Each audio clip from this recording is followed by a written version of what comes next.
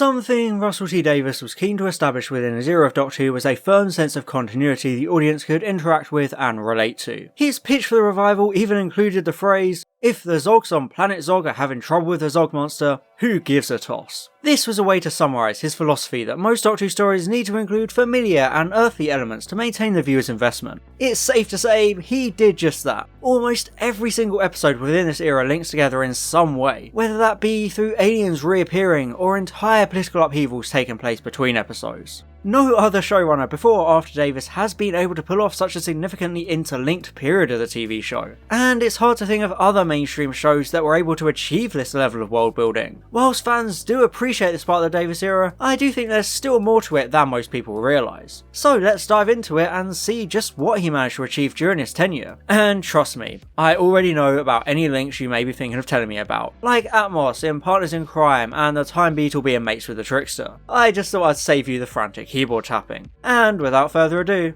let's get started. First, let's start with the basics.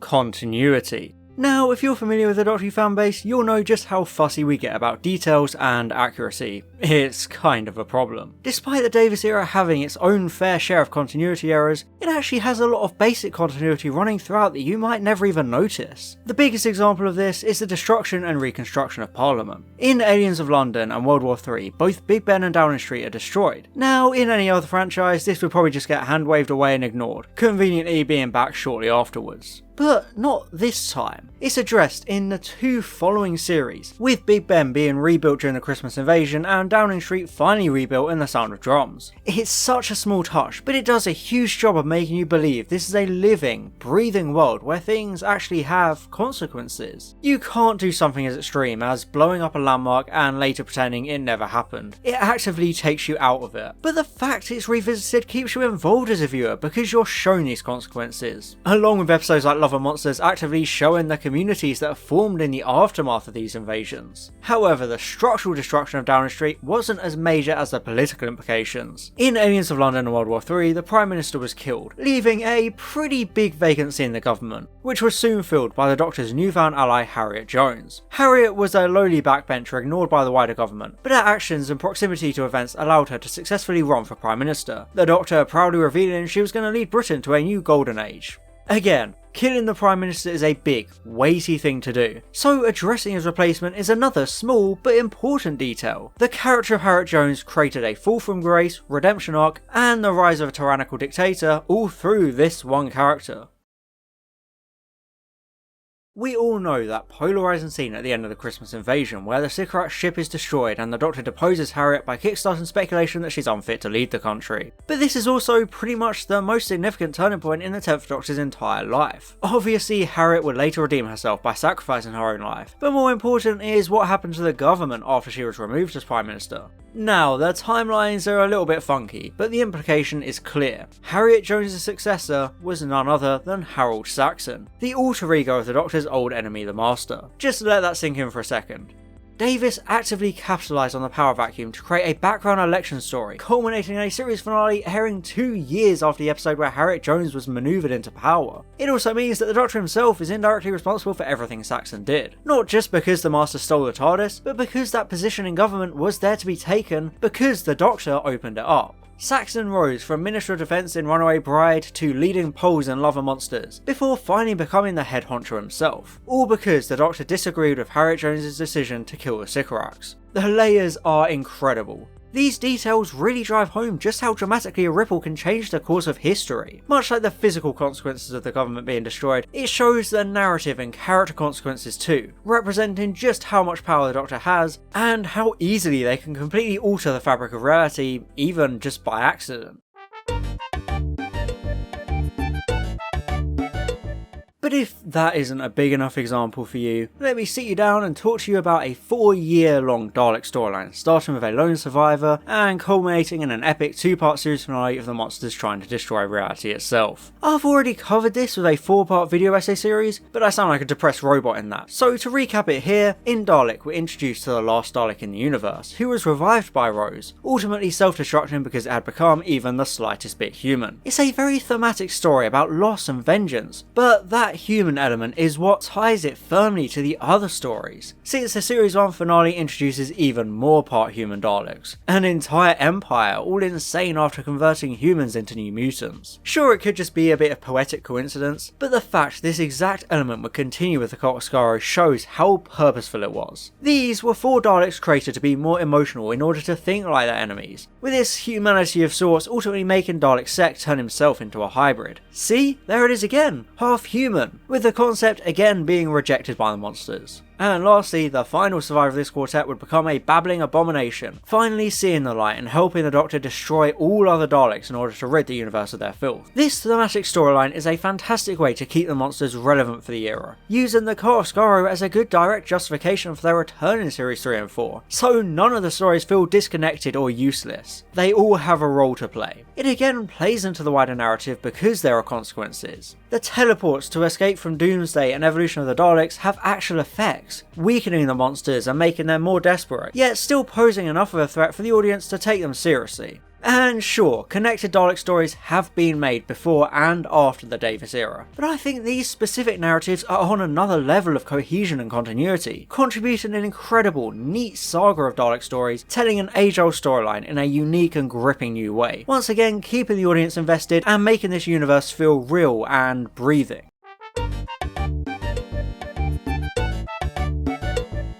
And I think the best thing is that the Daleks weren't an isolated case. The Davies era kept a consistent through line with the Cybermen too. They were reintroduced in Rise of the Cybermen, a parallel Earth version without the baggage of their classic Who counterparts. However, even when most of them were wiped out and the Doctor left with Rose, they didn't stop existing, and Series 2 acknowledges that. Much like the political landscape off-screen with Harriet Jones and Harold Saxon, there was an entire humanitarian crisis about what to do with the Cybermen. Again, you can't just dump an entire new race of people on a planet and then just ignore it once the credits roll. So it's wonderful that this narrative thread continues into Army of Ghosts and Doomsday, the Cybermen escaping through the holes in dimensions and continuing their fight against creatures in our reality. It's simple touches like these that make the universe feel connected. In classic Who Cybermen stories, they would just be from a different planet or something along those lines, since they were just a race that existed. But by giving them a new origin and tying them to Earth, it both gives the writing a handicap, whilst also broadening the potential for these linking stories. You even have the Torchwood episode Cyberwoman showing some of the personal effects of the invasion and conversions, with Lisa a failed last minute conversion and Yanto desperately trying to fix her. It's a brilliant use of the spin-off, something I'll talk more about in a little bit, but even after all these Cybermen were sucked into the void, some would survive and return in the next Doctor, continuing this line of connectivity. Obviously, kids wouldn't care if the monsters just appeared again, but given a quick explanation that these are the same ones from Doomsday, makes it understandable how they can be there. It's an important thing to do when you have recurring villains who keep cropping up, so even though their appearances were never as significant or acclaimed as those Dalek stories, there's still the direct continuation tying their episodes together.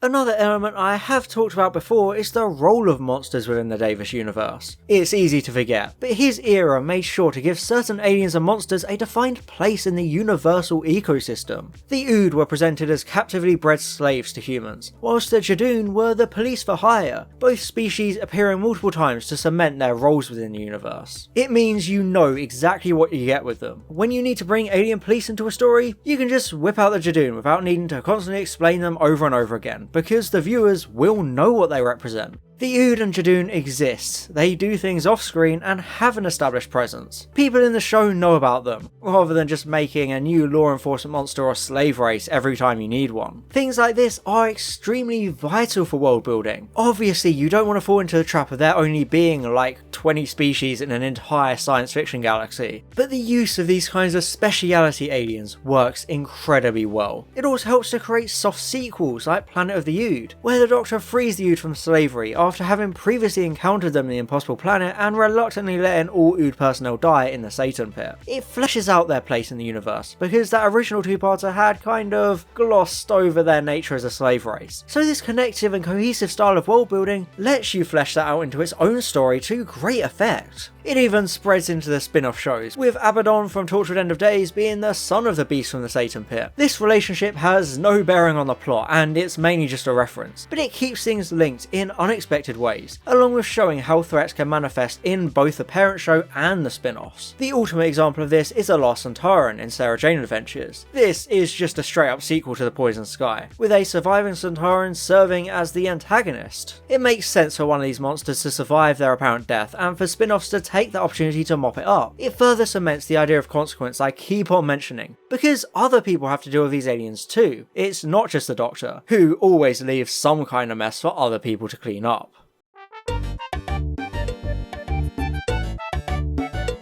Speaking of, let's talk about the two most significant organisations of the Davies era, UNIT and Torchwood. Obviously, UNIT wasn't a new addition to the show, but the way it was used was very different to how it had been handled during the 1970s. This time they became more like a recurring background group, getting involved independently of the Doctor. They're introduced as early as Aliens of London, but would appear quite often to give another anchor to the real world. Rather than a generic faceless military showing up, we have the iconic Red Berets who specialise in alien intervention, playing a significant role in stories like the Christmas Invasion, the Centauran Stratagem, and Planet of the Dead. They're easy to write since they're familiar with aliens and monsters, so they can just get on with it like a more aggressive and warring version of the Doctor. Even in stories like the series 4 finale where they don't really do much, they're still there. It's an organisation you can drop in to show the effect on people other than the main protagonists, especially with Martha as part of UNIT in Series 4. They're a unique presence and serve a similar purpose to the Ood and the Jadoon. They're the human defence against invasion, doing what the Doctor doesn't want to, with a more hardened, militarised approach that feels realistic for the kind of world we actually live in. Like I alluded to at the beginning, these aren't the Zog Core Space Marines on the planet Zog Prime. They're human soldiers, people who exist in our very world, except fighting aliens rather than being special forces doing covert missions.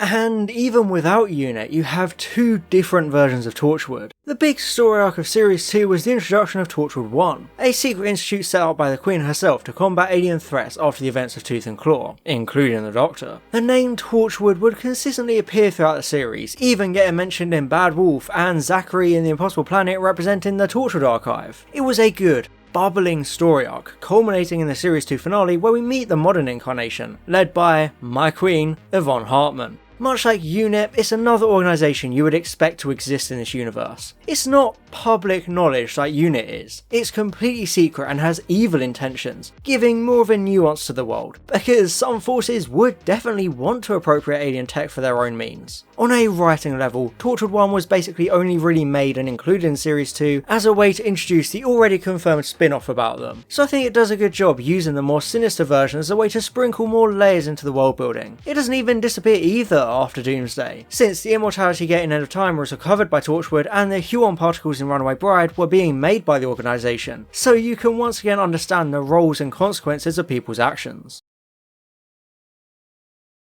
However, an interesting thing Davies did with Torchwood is differentiate the Cardiff branch from the more evil London setup. Obviously, he needed to do this because you actually had to root for them, but Torchwood through itself can be traced back to the very beginning of Series 1, since the rift was established in Unquiet Dead and revisited in Boomtown, so it served as a perfect groundwork to build a spin-off of a popular character in the convenient location of the production team itself. By the time everything changes rolls around, you don't even bat an eyelid, you accept it. Like, yeah, Torchwood 3, a secret organisation underneath Cardiff Bay fighting aliens coming through a rift in time? So what? You don't necessarily need to have watched Doctor Who to get into Torchwood either, because it got huge in Germany before Doctor Who got ported, so it stands on its own, but you get so much more out of it if you have followed those narratives and characters along the way. Once again speaking to the strength of the interconnectivity of this era. Jack as a character was obviously set up within Doctor Who and does his own part to tie certain stories together, but the brilliant thing about Torchwood is that it continues his story. We get get to see the aftermath of his resurrection on the game station, finding out he's immortal before he reunites with Doctor for the Series 3 finale and represents a spin-off in the Series 4 finale. It's another in a long list of rewards such world building provides. You have entire protagonists who are still only third build on the parent show, but feel as important and complex as the Doctor. The same obviously goes for Sarah Jane Smith too, whose returning school reunion was so well received, she got an entire spin-off herself, retroactively turning it into a backdoor pilot for the Sarah Jane adventures. It's just so impressive how the spin-offs are integrated directly into the main show when they need to be, creating this expansive feeling without making things feel bloated or crowded. And remember, it's extra impressive because this was in 2008, so suck it MCU, you didn't even do it first.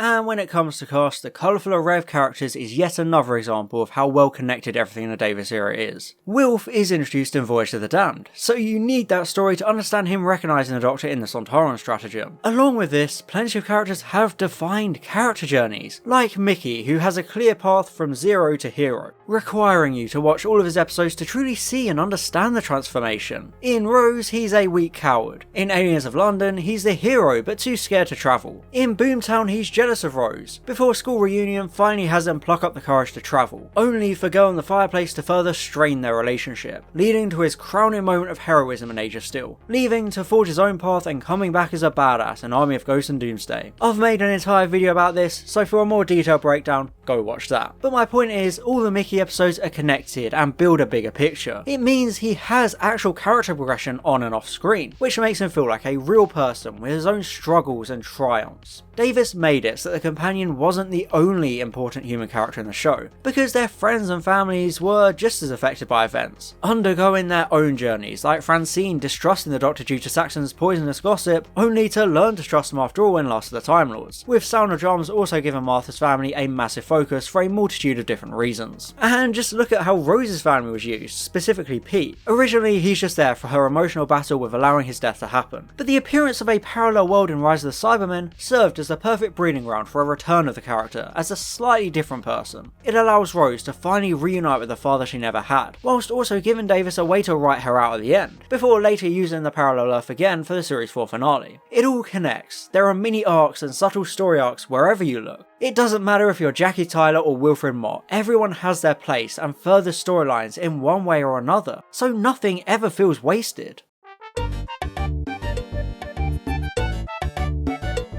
Lastly, let's talk about story arcs. The big ones. Unlike the majority of Classic Who, Davies wanted to make Doctor Who modern, with an overarching plot that makes each finale feel more climactic, paying off long narratives. He usually did this with name drops and recurring words or phrases, but even these create a sense of cohesion. You start picking up on the repetition of certain things and realise it's leading to something. Midnight offhandedly mentions the lost moon of Poosh, which becomes an important part of the Stolen Earth, helping the Doctor to find out what happened to all the planets, before the disappearance of bees, which was mentioned all throughout Series 4, directly allows him to track down the Earth. Each episode of the series contributes some kind of character or story beat that gets paid off in the finale. Human nature sets up the Fob Watch, which is used to reveal the Master in Utopia and for a fake out in the next Doctor. It encourages the audience to not only watch every episode, but to keep their eyes peeled for any possible hints that might come up. Don't forget how early things like the Time Beetle and the 10th Doctor's regeneration were telegraphed, both being hinted at within the first 3 episodes of Series 4, going to show just how meticulously crafted and planned out all these story arcs were. They draw upon everything there is to draw upon, so it really does feel like a series each time. You can dip in and out, but to truly grasp all the groundwork and significance, you need the bigger picture, which is the best way to maintain a consistent returning viewership throughout. But arguably the biggest story arc in the entire Davies era is the Time War, the event he created to explain the change in tone and presentation of the show compared to Classic Who. This huge conflict wiped out all the Time Lords in the universe, along with Gallifrey itself, creating a momentous and dramatic backdrop to the era, but it also gave rise to its own story arc, running from the very first episode to the very last. Rose establishes that the Doctor was part of a war, with the end of the world revealing the destruction of Gallifrey and the Time Lords. Unquiet Den named it as the Time War, and Dalek revealed that those monsters were the enemy and they were also all destroyed. Within the first few episodes of the series, you're given all the information you need to know about the Time War backstory and the threat of the Daleks within the universe. It's extremely significant, which in turn makes the reveal in the finale even more surprising. However, even after that, it continues throughout. The Time War constantly being mentioned and name dropped to show the inner darkness and emotional trauma of the Doctor. In classic Who, the Time Lords were just people who existed. They were the Doctor's species and nothing too special. However, during the Davies era, the words Time Lord and Gallifrey had such a weight to them. They were significant and mythical. You saw other characters reacting to the impossibility of the Doctor being a Time Lord, and merely naming Gallifrey could strike fear into the hearts of monsters. Much like the consequences of invasions, the effects of the Time War were far-reaching, making races refugees and the Doctor carrying such a burden for his role in the war. All of his people died, and you genuinely feel that. He doesn't just carry on like nothing has changed.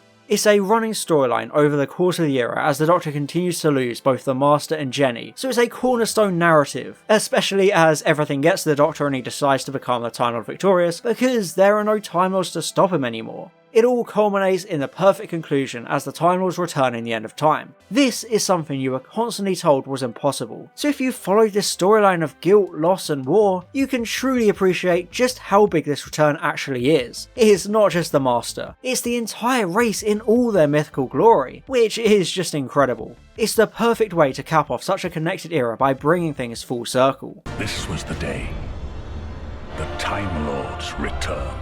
It's easy to blindly praise the Davies era of Doctor Who because of how much it did right. You had realistic characters, thrilling stories varying in seriousness, and overall it just managed to make Doctor Who an absolute juggernaut of Saturday night television. But the world building is honestly the force binding it all together and keeping this period of the show gripping. I recently introduced my non-Doctor Who friends to Torchwood, and they enjoyed it even with minor knowledge. But what struck me was shifting them over to Doctor Who itself. I couldn't just point them at Series 4 after they finished Exit Wounds, because there's so much more you need to know. You wouldn't understand anything that happens in the Stolen Earth, so you would basically have to start at Series 1. That's how interconnected the era is. Every single story plays into another in some form. Even episodes like the Lazarus Experiment have multiple purposes, like showing the issues within Martha's family and setting up the aging stuff for the finale. The seemingly unconnected Fear Her actually name drops the Battle of Canary Wharf and Torchwood. Characters have consistent journeys on and off screen, with monsters having defined roles and reputations within the universe. So it all feels connected and realistic for a universe full of these people. You have stories revisiting settings and characters like the so-called New Earth trilogy linking through these aspects because of Cassandra and Bo.